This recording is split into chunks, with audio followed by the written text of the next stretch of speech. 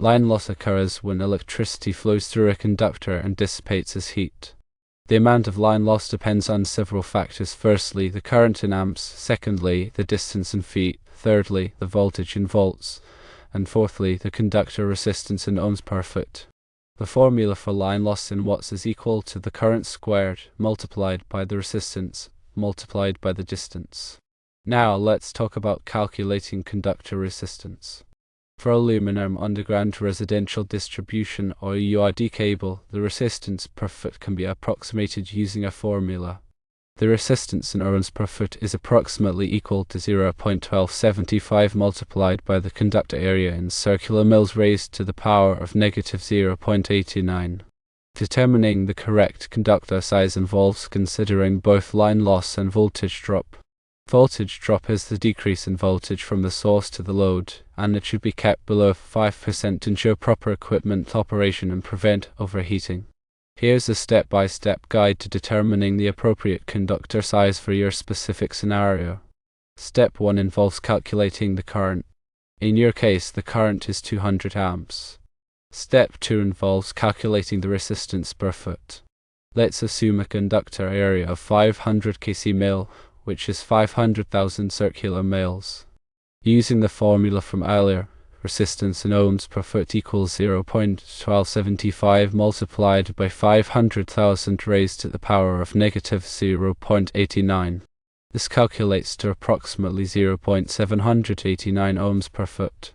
Step 3 involves calculating the line loss. Using the line loss formula, line loss in watts equals 200 squared multiplied by 0.789 multiplied by 1000 feet.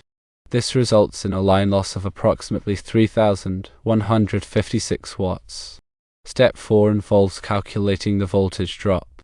The formula for voltage drop is voltage drop in volts equals current multiplied by resistance multiplied by distance.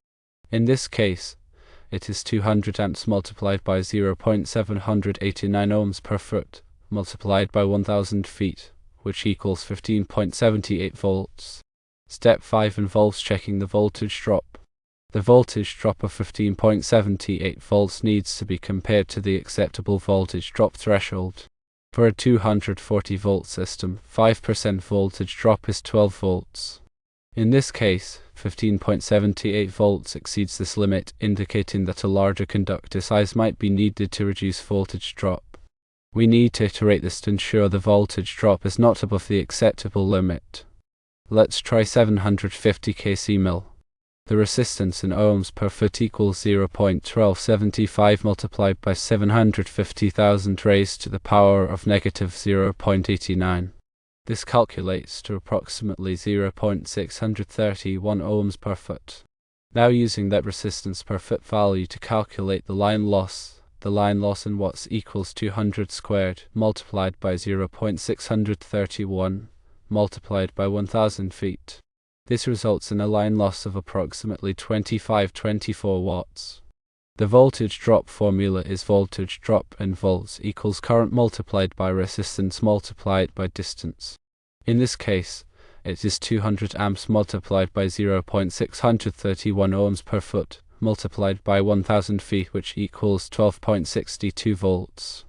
The voltage drop of 12.62 volts needs to be compared to the acceptable voltage drop threshold. For a 240 volt system, 5% voltage drop is 12 volts. In this case, 12.62 volts slightly exceeds this limit, indicating that a larger conductor size might be needed to reduce voltage drop. We need to iterate this again to ensure the voltage drop is not above the acceptable limit.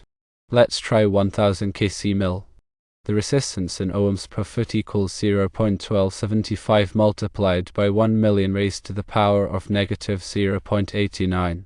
This calculates to approximately 0.531 ohms per foot.